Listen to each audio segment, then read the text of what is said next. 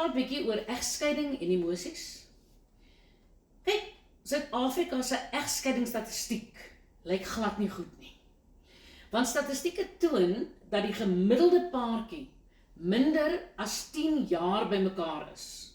Dit wil sê, die meeste kinders word in gebroke huise groot. Nou kyk, die emosionele pyn wat kinders ervaar wanneer hulle skielik moet aanpas by 2 ouerhuise.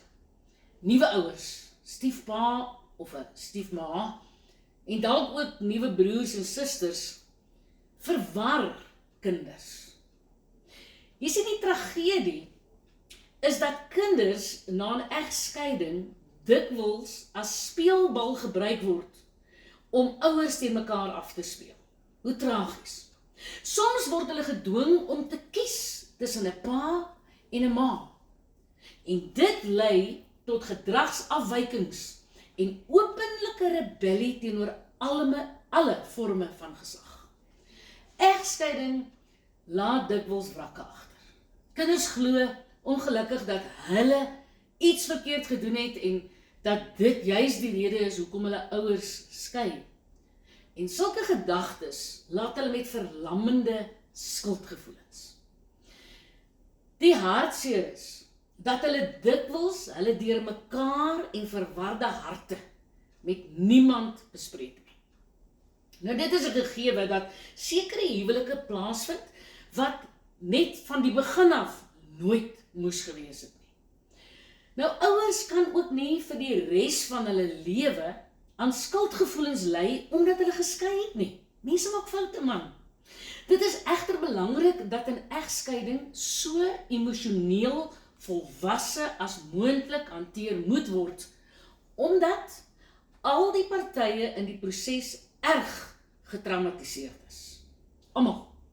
Daarom is dit belangrik dat kundige hulp ingeroep moet word, sodat die egskeiding indringend met die kinders bespreek kan word om die aangeleentheid in perspektief te plaas, om sodoende die verwerpingselement wat daar is, te beperk of meer ideaal dit heeltemal uit te haal.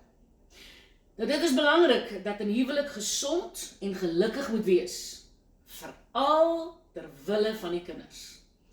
En ouers besef nie altyd wat 'n skade aan hulle kinders gedoen word, as daar gedurig en voortdurend konflik is nie.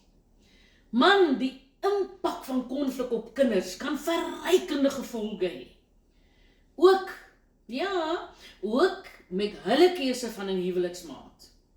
As jy deur die trauma van egskeiding as kind gegaan het, of self moes aangaan na jou eie egskeiding, wil ek vir jou sê om asseblief nie jouself as 'n slagoffer te sien nie. Egskeidings is ongelooflik traumatiese ervarings, maar jy kan weer jou kop optel. Jy moet vergewe, jy moet jou losmaak en jy moet aangaan. Kies om steeds die positiewe na te streef. Onthou, jy is deur 'n egskeiding. Jy is nie die egskeiding nie. Jou lewe bestaan uit soveel meer. Jy as individu word nie gedefinieer deur wat met jou gebeur het nie. Jy is nog steeds jy, en jy is spesiaal vir God, en jy het steeds 'n doel op hierdie aarde. Kies om voluit te leef, en weet dat niks jou van God se liefde kan skei nie.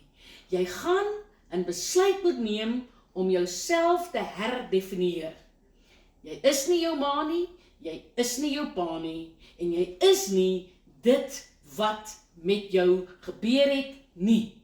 Die lewe gebeur met ons almal. Dis nie wat met ons gebeur nie, dit is hoe ons dit wat met ons gebeur het hanteer. Lig op jou kop, moenie laat jou verlede en gebeure jou definieer.